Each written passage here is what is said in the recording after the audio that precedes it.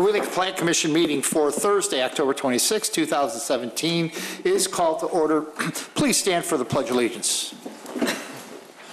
I pledge allegiance to the flag of the United States of America and to the republic for which it stands, one nation, under God, indivisible, with liberty and justice for all. Roll call, please. Commissioner Panova. Here. Commissioner Creech. Present. Commissioner Dorban. I'm here. Commissioner Johnson. Here. Commissioner Kalis. Here. Commissioner Powers is here, and Chairman Rafato. Here. Changes to the agenda, Brooke? No changes. Citizen concerns and comments for those that have signed before the meeting started.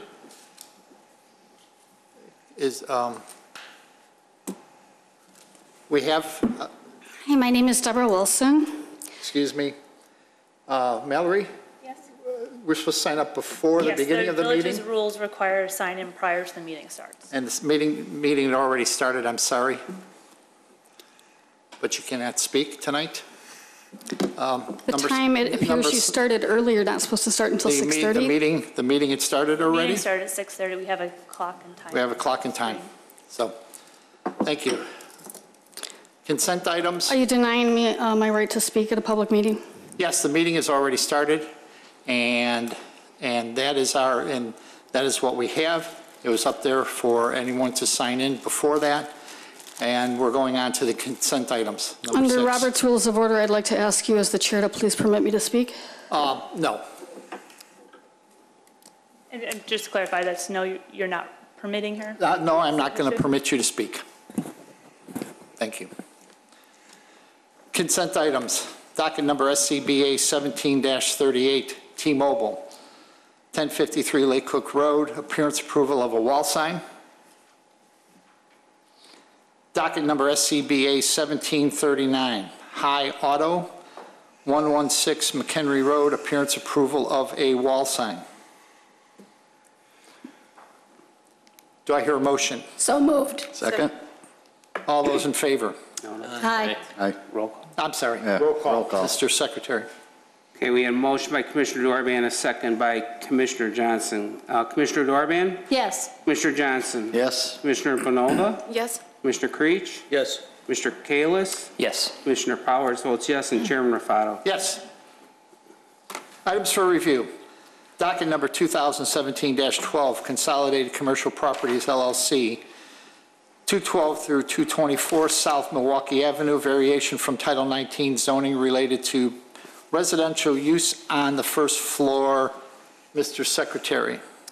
Docket number 2017-12, Edward Strastowski, owner, is seeking a variation from Title 19 zoning of the Wheeling Municipal Code, Chapter 19.06 Commercial District, Section 19.060.010 Commercial District, General Requirements, Section B, General Use Standards, Number 3, and associated sections to allow residential use on the first floor of the property at 224 South Milwaukee Avenue, an existing office building in the B3 General Commercial and Office Districts.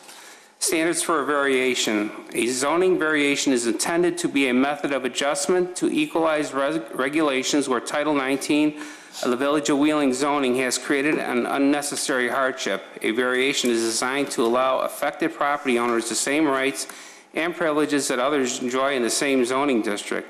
In order to be granted a variation, a petitioner is required to demonstrate through testimony to the Plan Commission at the public hearing why the request meets the conditions of the Village Code, including but not limited to how their individual situation is unique or unusual.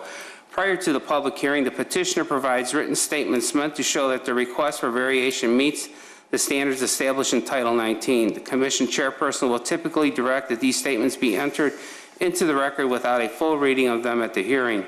Based upon the testimony and supporting materials submitted, the Plan Commission will make findings in support of or against the petitioner's testimony and report those findings to the Village Board. Mr. Chairman. Thank you. Brooke? Thank you.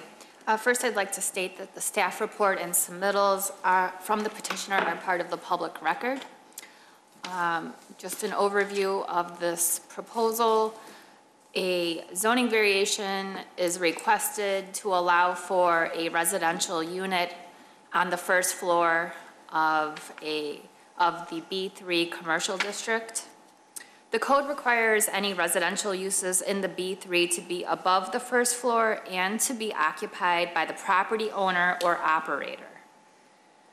The proposed variation is to allow the residential use on the first floor.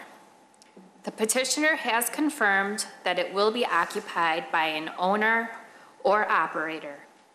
Additional personal details about the resident do not need to be disclosed. Confirmation of the owner or operator will be required at occupancy. Thank you. Is the petitioner here? Please come forward. Please raise your right hand. You swear the testimony you give tonight to be the truth? I do. Thank you. And could you raise that microphone a little bit so we can hear you? And if you could state your name and address, please. Edward Krastowski. My home address is 3480 Sorrel Drive in Northbrook. The floor is yours to describe what you're going to do. Basically, it's to convert one of the office units, 620 square feet, into a residential suite. We'd like to have the ability to be on site if needed for 24 hours or more. And it also does help with our situation and parking and such. What it'll do is if we make it a residential unit, essentially there'll be one vehicle for that space rather than an allocated 2 or 3 spaces, which may be used for an office suite.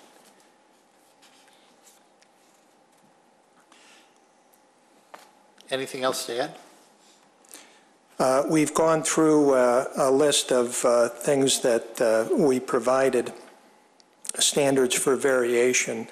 I think for the most part, everything is pretty well addressed, and any additional things that we see as being advantageous for the variations listed in there. This is a public hearing. Is there anything else that you wanted to say, sir? Mr. Krastowski? Not really. I think Great. it's Okay. all there. This is a public hearing. Is there anyone wishing to speak on this matter?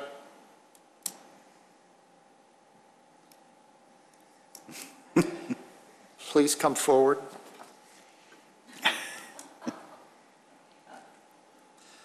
And when you come up, please. Oh, you didn't. Okay. That's okay for a public hearing. For a public hearing? is For a different. public hearing? I'm sorry, yes, for a public hearing, it's okay. Yeah. That's fine. So if you could come forward, please raise your right hand. You swear the testimony you give tonight to be the truth? Yes. And if you could give your name and address? Mary Ann Zacharias, 410 Highland Avenue. Okay, great, thank you. So your comments? Okay. If you could speak closer to the microphone, that's for you to use. Is that better? Yes, great. I guess our question is, we just want to make sure that it's going to be just residential like this with the owner of the building, which would be you, Ed, occupying it.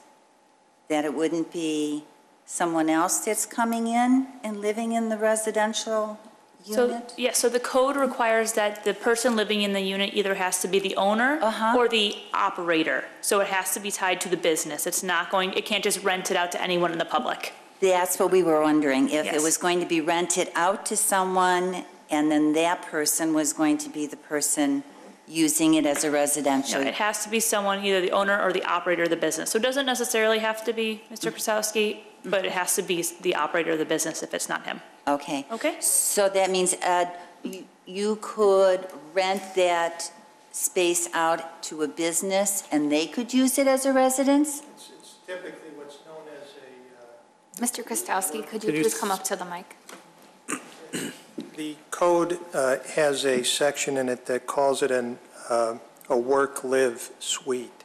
So it can't be totally ruled out, but it does have to be somebody associated with the development I see. and have a genuine, involvement, either a business there. Okay. or again, the owner, such as myself. So if the resident is living there and they have their business there, and of course they're there 24/7, that doesn't mean that their business is run 24/7, 12 hours, what I'm saying. Right now it's an office building, normally it's like 9 to 6, and then the parking lot is empty. I guess what we're concerned about is if there's going to be vehicles in the middle of the night, because this butts up to our residential area, if there's going to be, just like you said, if you're going to plow your snow and you're going to do it at 3 in the morning, we are all going to hear that on Highland and Park. We hear it now. We're just a little concerned that if there's access, of course you can come at 3 in the morning anyways. I mean, you don't have to live there to do that. But again, this business butts up to Highland and Park, which is residential, and that's where we live, and these are offices. We just want to make sure that we're respected as residents with quietness. Okay. I guess that's what we're looking for, is quietness. That's all I have to say. Thank you. Okay. I hope it made sense. Okay. It did. Mr. Kwiatkowski, would you like to address that before we go to the board? Well, I think it's, without saying, there's respect for the community. We are community in ourselves. We certainly don't intentionally want to make any disturbance, and by all means, we're open to any issues or anything that comes up, as anyone else is. Right, and as residents, we do have the ability to call the village hall if there are, and there's a couple of ways that can be done anonymously. There is a code violation number that can be called, or of course, our community development. There's the number on our website that can be accessed through that, and I'm not certain if there's a form on our website for a comment, or it's just normally anonymous calls or calling community development if something occurs in the future. We hope it doesn't, but there are avenues to address those. Anything else, Mr. Kwiatkowski? No, sir. Okay, great, thanks. We're going to start with the Commissioner Johnson. Oh, don't leave. Don't leave. Don't leave. I'm sure somebody's going to have some questions for you. And I'll start with one. Brooke, can you go to the property layout? Which, the site plan? Yeah, site plan. Can you tell me where exactly this unit is located? If you look at that, you could see the peak of the property on Highland and Park Avenue. Okay. And you take that directly east toward the building, and you pretty much run into the door for the suite. So it is around the back of the unit, or back of the building. So it's the back corner. Now, I noticed on the same drawing that there's a notation about basements. Does this unit have a basement? There is 2,000 square foot of basement, yes. Is that connected to this? It is not connected to the suite. Right now it's connected from the outside of the building, and one of the office suites at the northwest corner has a stair to the basement. Okay. My other questions were about who's going to be in there, and I think that's been taken care of. So that's all I have for now. Thanks. Thank you. Commissioner Creech. Thank you, Mr. Chairman. Mallory, can you please clarify to me, he stated that he could possibly rent this to someone and they can live there, is that correct? So the rule is that either the owner of the building has to live there or the operator. So if it's like it's not renting it to anyone, but if there's a business in there, and he's renting the business to another company, someone from that company could feasibly live in the unit, but it has to be tied to the business of that building, not to, like, I couldn't live there. So The operator. he could potentially rent this space to, say, an accountant, and Who the has- accountant lives there. No, it would have to be someone who has an office already there. Right? Yeah, so the Not- accountant would have to have an accountant's office separate from the residential. So the accountant couldn't like rent out the suite and have a home-based, like, accountant business in the suite. He'd have to have an established, it's so that there's essentially 24/7 So- someone managing the property, essentially. So he would have to work for Yes. Mr. Krastowski? Is that correct? Or it would have to be Mr. Krastowski or one of his partners? Is that correct? The occupant, the resident, the future potential resident would need to have a stake of business on this property, either as an owner of the business, an owner of the property, or an employee, a managing employee of one of the businesses that occupies the site. So if somebody rents a space there, he can actually live in that quarters. So If it they- wouldn't necessarily be Mr. Krasowski or his partner. Correct, which is allowed in B3 already. I'm not questioning that, I'm just questioning. Yes, it doesn't have to be him. Just clarifying this owner-operator situation. Okay, thank you. I have some more questions.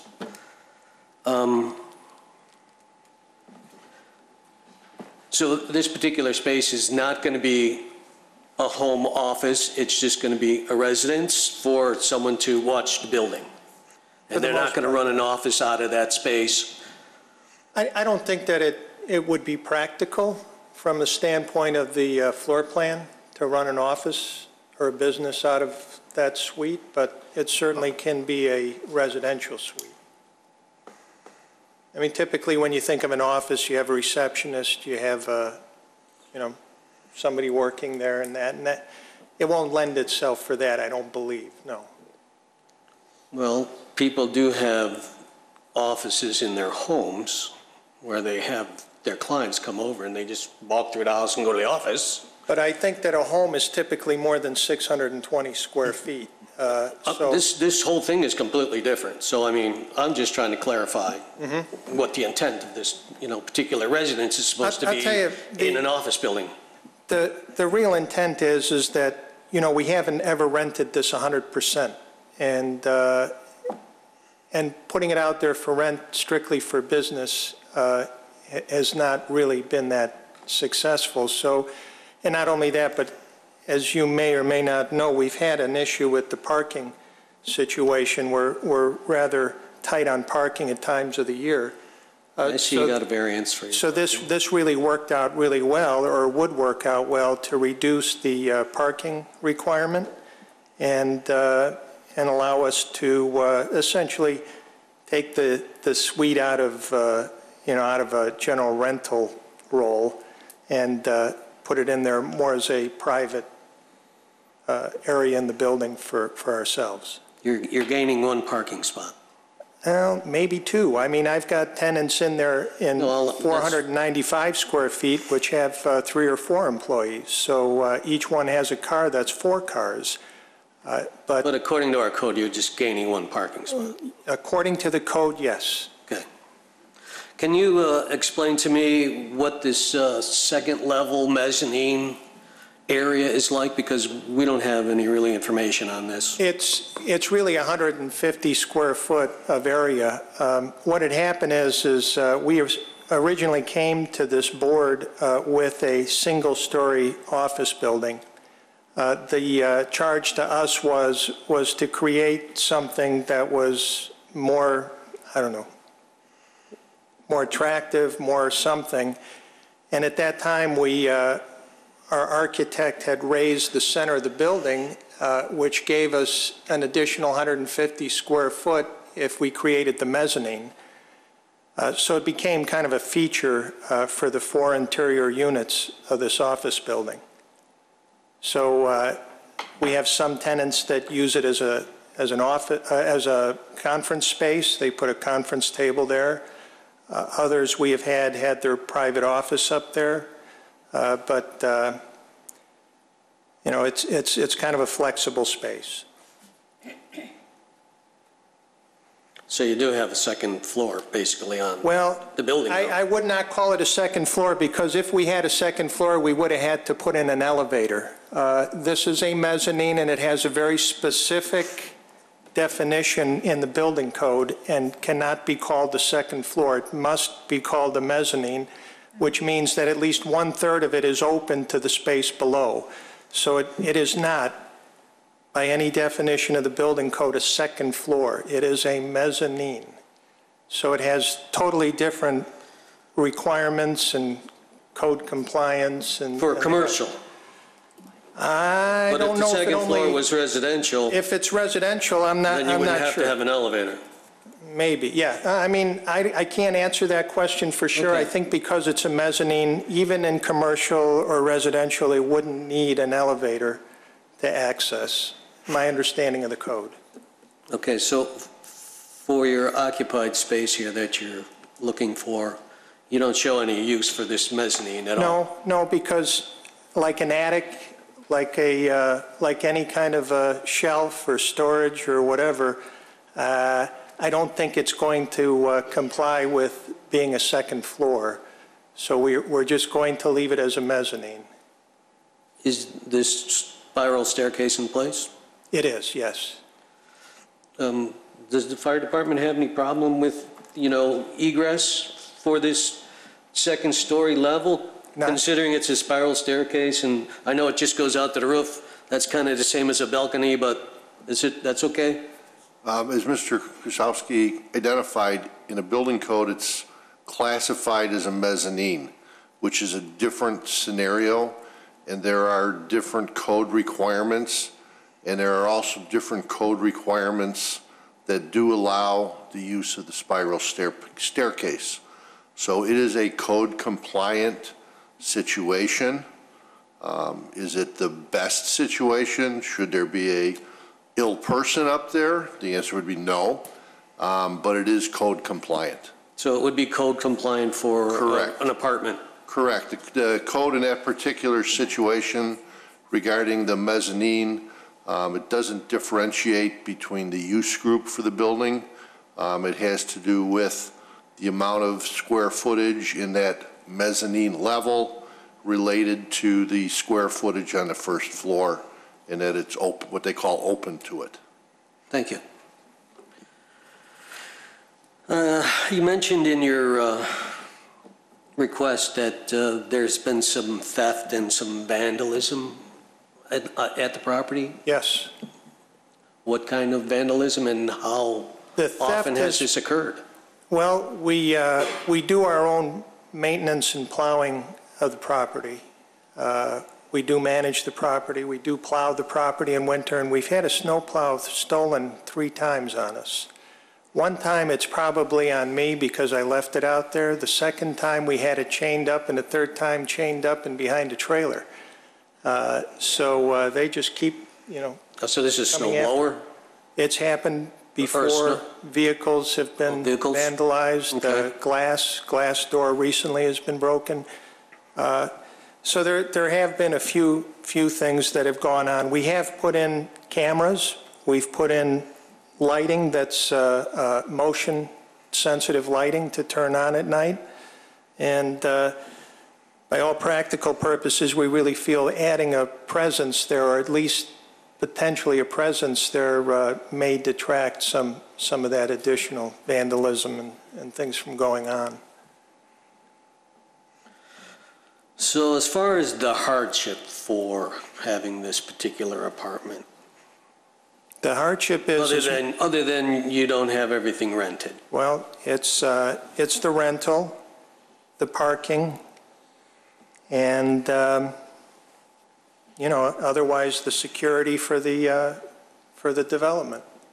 So I really think those are the three main items for moving forward this. I mean, if we were really in a different situation, we probably wouldn't request this, but we feel that at this time and place where we are, this would be a plus to the to us and these two office buildings. And I'd say, Commissioner Creech, the staff also pointed out is that one of the hardships is that the functionality of the building, that it doesn't have a second floor livable, that they can't have it, so he just lives on it would be a hardship to build out the second floor to comply with the code. So the variance is. It would be expensive, yes. Well, it would be, yeah, Right. and it's open to the upstairs, so. Thank you. It would be more than expensive. They would probably need additional variations to build a second floor. Okay. Thank you. I appreciate that. Thank you. Thank you, Yes, sir. Mr. Chairman. Thank you. Commissioner Powers. Thank you, Mr. Chairman. I guess this is for staff. How do property taxes work on this? Is it designated as like a business and now it's like a single family residence? Is it going to be taxed differently? How does that work? The village doesn't have any role in taxation regarding the assessment. That's handled through the county and township. I'm sorry. Do you I think have you're any right. knowledge? Ms. Jones, you're right. I think it's strictly on an assessment. It's not going like it's a condo or anything, so it won't be separately assessed as far as I know. It'll continue to be assessed as the property that it is. Yeah, I believe, and again, the county does this, but usually when I've seen these is it's still assessed as commercial, and they might just make a slight adjustment for the one unit that is used as residential. Okay. How many units are in the development right now?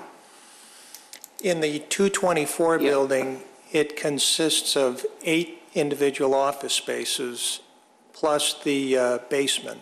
Okay. So the way I'm hearing this again is either you can live there, or if one of any potential person who occupies one of those 8 units, some owner or designee can live in this unit we're talking about. Is that right? That is the way that I believe the code or It'd zoning. be one of the 7 ordinance. units, because the Yeah. 8th unit would be the resident. Right, okay. Somebody in one of those, if it was occupied, in one of those 7 could live in there.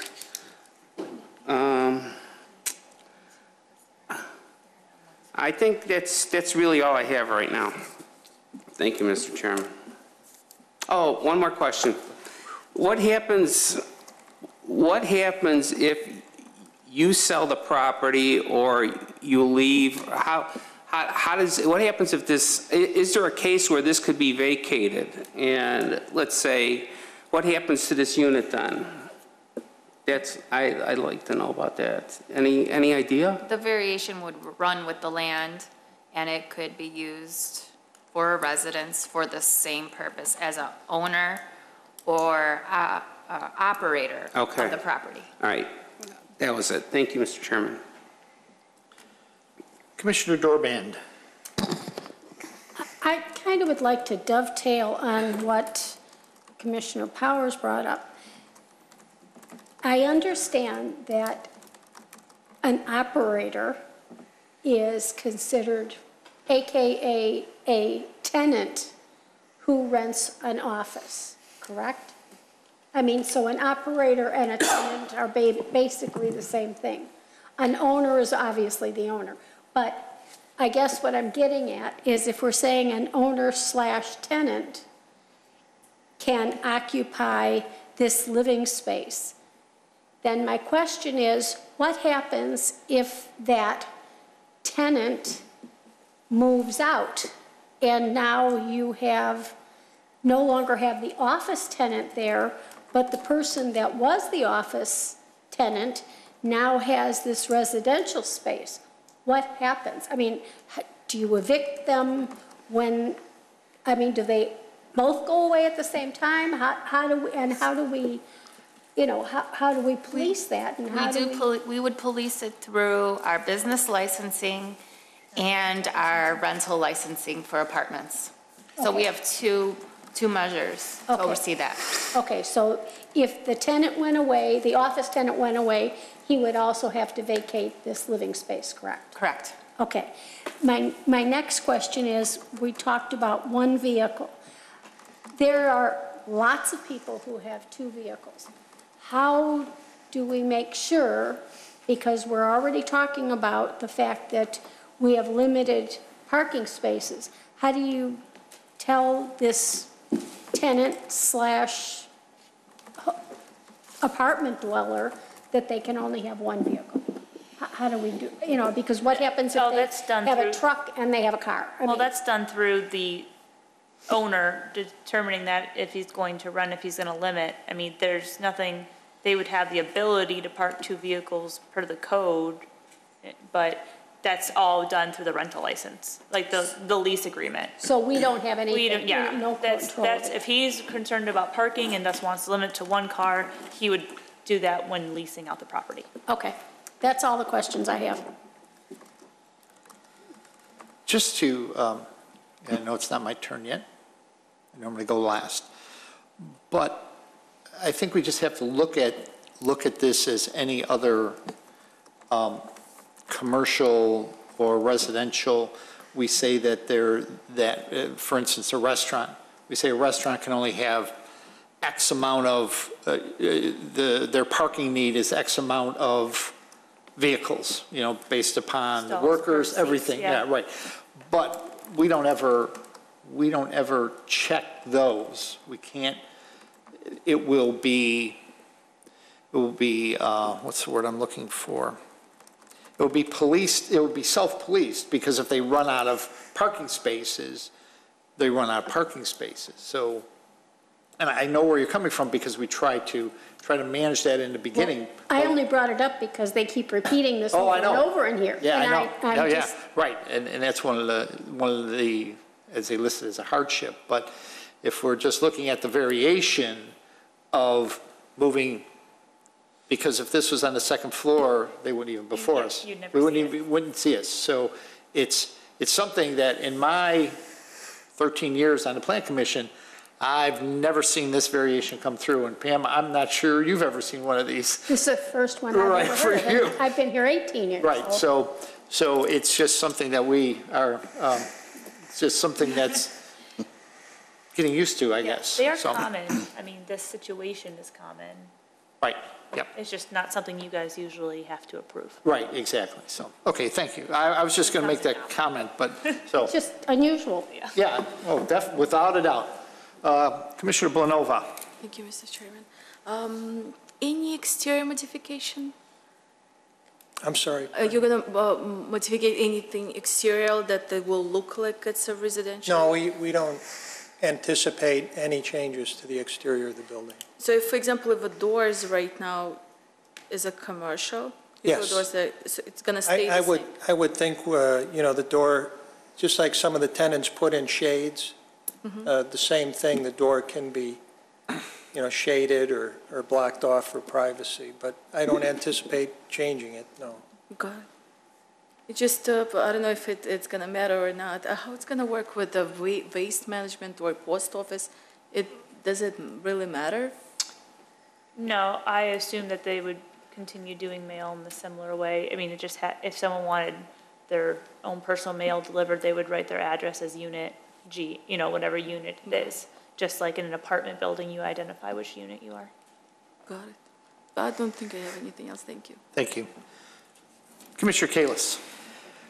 Thank you. I was going to ask a question to the staff, but I think, Brooke, you answered it. The business licensing and rental licensing are at play, like for the benefit of anyone living nearby. If a new operator comes in every year, per se, a new business just swapping out, these people don't know all of this happen and the rules, as it were, and what's expected of them. So I would just hope that this licensing would keep any new operators in the loop on what is expected of a tenant in a commercial, just to be quiet and to be all those rules that you should follow anyways, but to make sure for their benefit that happens if new people are cycling in I don't know how often new operators come and go in your building, but it's going to be a new set of people. So is that the business licensing would stipulate that any new operator who lives there then needs to follow based on that licensing?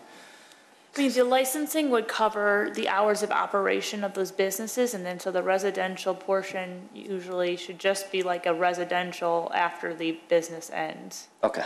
So that should address some of the residents' concerns that it's not operating as the business 24 hours. I just want to make sure there was like things in place to protect them from, you know, Oh, yeah, and obviously. new people coming in and not knowing the deal. Obviously code violations too. Right, so, and then that was a good question, Pam, about what if it's sold, if the operator, that business is sold. So my questions were answered by everyone else. Thank you.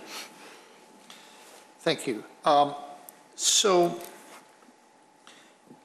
you have two buildings, but this apartment only pertains to the one building, correct? Yes. So if you have an operator in the other building, they can't lease that apartment. It's the same property. There is a zoning variation on this property to allow for two buildings on a single zoning lot. So technically, the code would allow an operator of either building to occupy this unit. Okay. And then, you know, and it's interesting, Mr. Krasowski, that you mentioned in your note to staff, having a 24-hour management presence would enhance security and control of the immediate development. But you seem to indicate that, and I know this is not part of the variation, but you seem to indicate that that might not be occupied full-time. It may not be. Okay.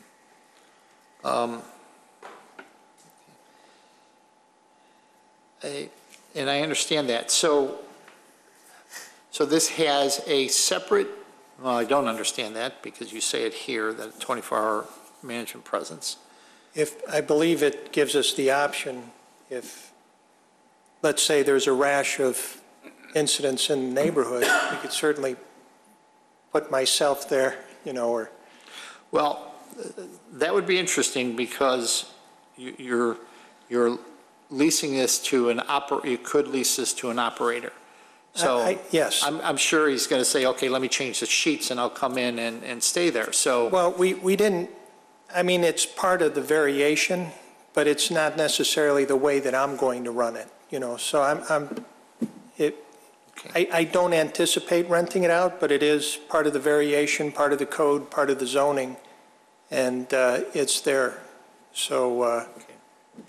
And there is only one entrance to this apartment? Yes. Okay. All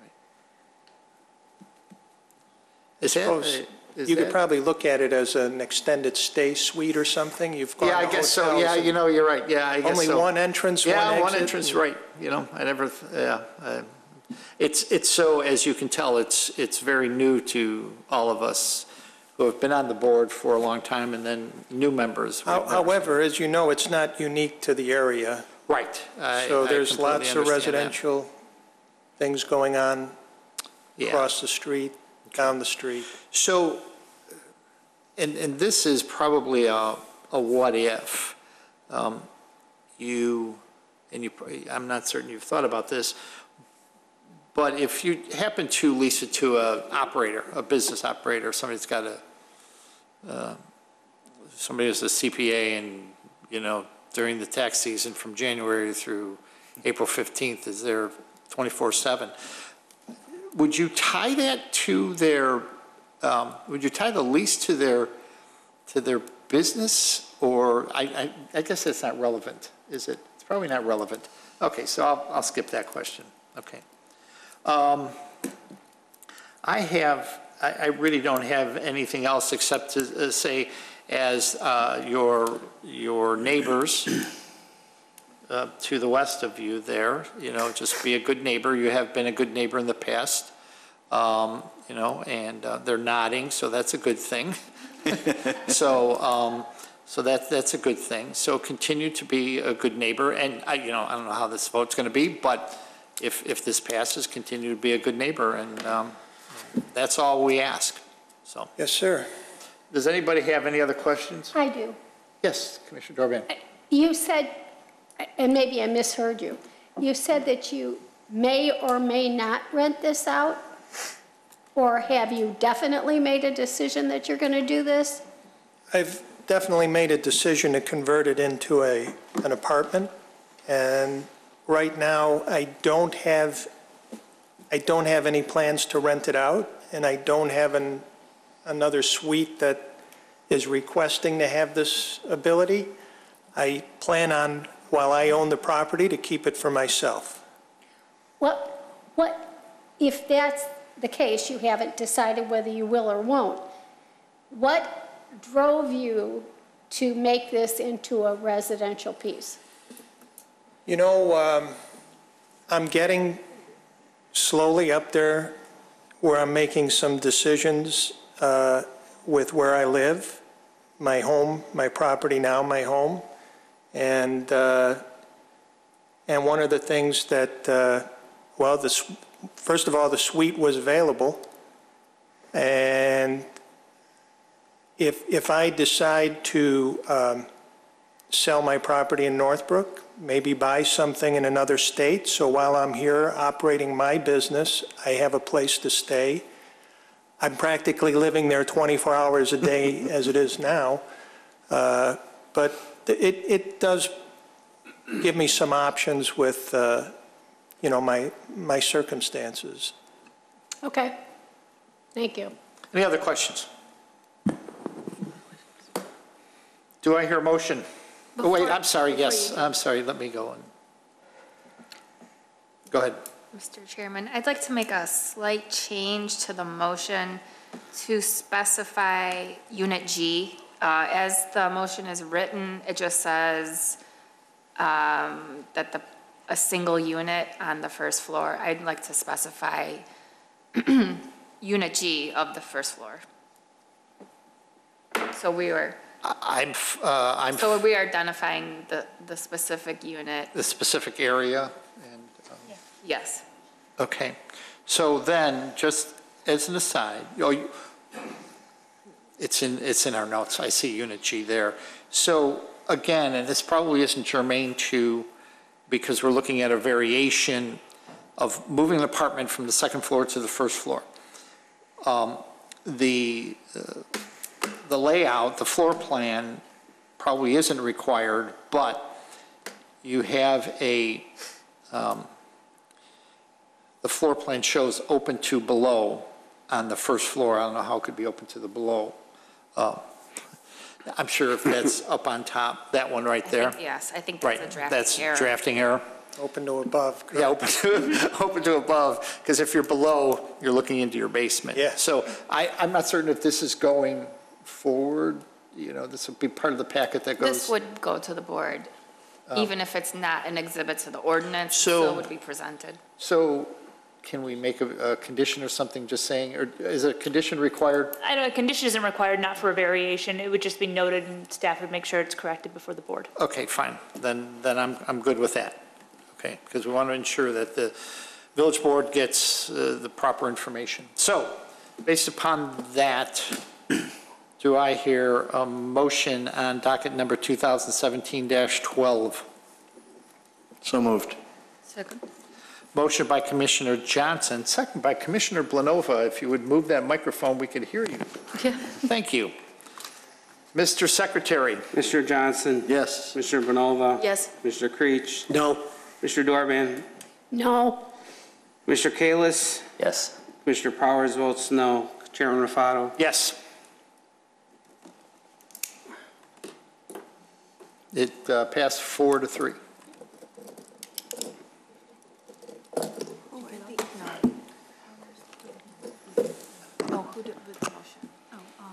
Johnson and Blanova. Do we hear a motion to close? So moved. Second. All those in favor? Aye. Motion is closed. Mr. Kwiatkowski will have something for you to sign.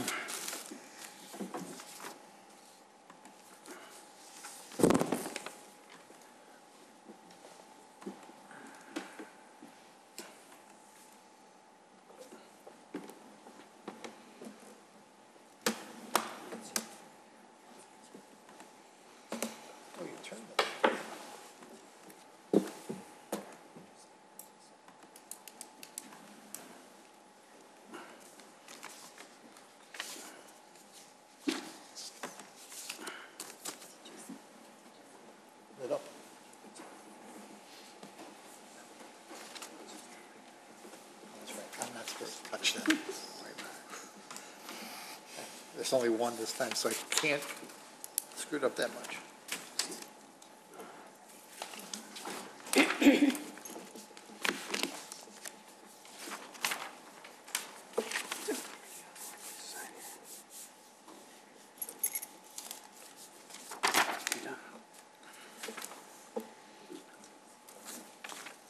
Sign both of those? Sure. It's the official Village of Wheeling pen. It probably is. Thank you. And then you can keep that one. You don't have to sign it. Great. Thank you very much. Have a good evening.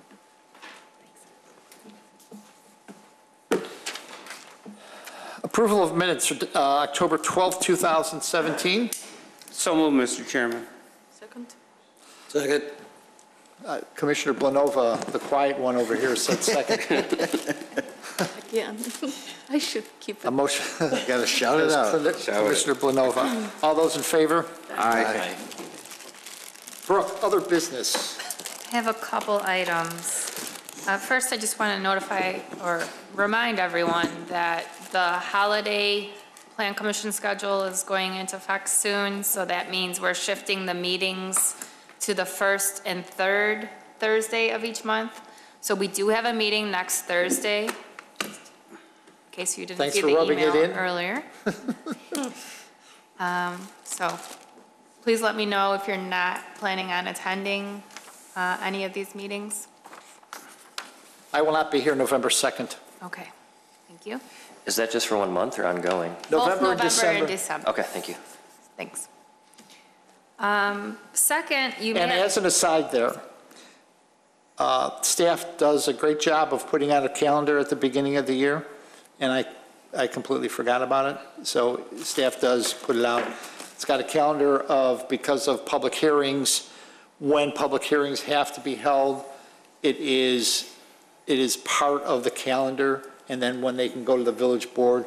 So in January, into December or January, you'll get the calendar for next year, and it was on there, and I just missed it. So anyway, I will not be available on the 2nd either. 2nd of November, next Thursday. Correct. Okay, is anyone else not going to be here because we need a quorum? So who we got missing? You and Pam? Pam, yes. Okay. okay. The second item I have is for a special meeting that we are trying to plan. You may have seen an email that I sent to you yesterday. We are gearing up for a workshop that we would like to hold on a special night. We're looking at November 30th. It's a Thursday. We would hold a workshop. It would be informational and educational for the Plan Commission. We do this every few years where we like to cover the duties and responsibilities of the Plan Commission, and we talk about other planning and zoning topics. It would be especially good for some of the newer Plan Commissioners, but I think it would also be a good reminder, a refresher course for some of our veteran Plan Commissioners. And so please let me know as soon as you can if you think you would be able to attend that meeting, because we would really like it if we could get all 7 commissioners to attend this meeting. If November 30th does not work for your schedule, we'd like to pick another date. It is November 30th. November 30th. Correct, November so the last 30th. Thursday. Any idea what time? Same time, 6:30. 6:30 is usual. Yeah. Be here. Okay. So can we get a poll tonight? Commissioner Johnson? Yes. Commissioner Blanova? I'll be there. You'll be there? Okay. Yes. I will be there. Commissioner Dorban? I will be there. Commissioner Kalis? Yes. And Creech? Yes, sir. So we've got everybody. Great, thank you. More details will be coming forward. I just needed to secure this date before we could really plan it So out. if looking at the calendar, that means that in November, we will have meetings on the 2nd, 16th, and the 30th. Yes, And then in December, we have the 7th and the 21st. yes. Okay. Everybody got that? Okay, great. Right, is that it, Brooke? That's all. Okay, great. Commissioner Johnson? Brooke, have you heard anything as far as the Whitley? It seems like work has come to a screeching halt over there. Yes, things are on hold for a little while. Yeah, there's only been like 2 people every day for the last 2 weeks. Right. That's okay. It's a personal matter. Okay. Right, for the business. They're getting their ducks in a row. Okay, thank you. Commissioner Blanova? I have nothing, thank you. Commissioner Powers? I have nothing. Commissioner Dorban? I just wanted to give kudos to Rick Richardson, who was very active in giving CPR to the one of the referees at the high school, and thus saved his life. So, good job. He also, a while back, did the Wounded Warrior hamburger benefit. So he's really a real hero in our village. So, good job. Thank you. That's all. Commissioner Kalis? Nothing today, thanks. Commissioner Creech? I also have nothing to say tonight. Thank you, Mr. Chairman. Thank you. I don't either, except remember Halloween is Tuesday. Be careful of the little children that are out there, and big children, getting candy. And I see there is activity at the gas station at Dundee and 83, the Gulf/Phillips 66. But they're not pumping gas, but the store, I think, is open. Yes, that's what it's looked like. Right, because you see an occasional car there, but the pumps are covered with plastic. They I don't know did what's going get all on. the signage changed now on the pumps too. Okay, So, great. other than the main sign, it looks like a Gulf station. And then the deli that is going into Lexington, doesn't seem like there's any activity. Bella's? Yeah, Bella's. There doesn't seem there's any activity, unless I'm missing it. I'm not sure if they have their permit or it's still in the application process, review process, but they are working towards opening. Great, okay, because that'd be a good addition to, okay, great. And just as a side, we've got a busy November and December. There's a lot of stuff in the pipeline, public hearings, so it'll be a good month to see the activities that are going on. Is there anything else? Ron, anything? Okay, thank you. Do I hear a motion to adjourn? So moved. Second. All those in favor? Aye. You're adjourned. Thank you all.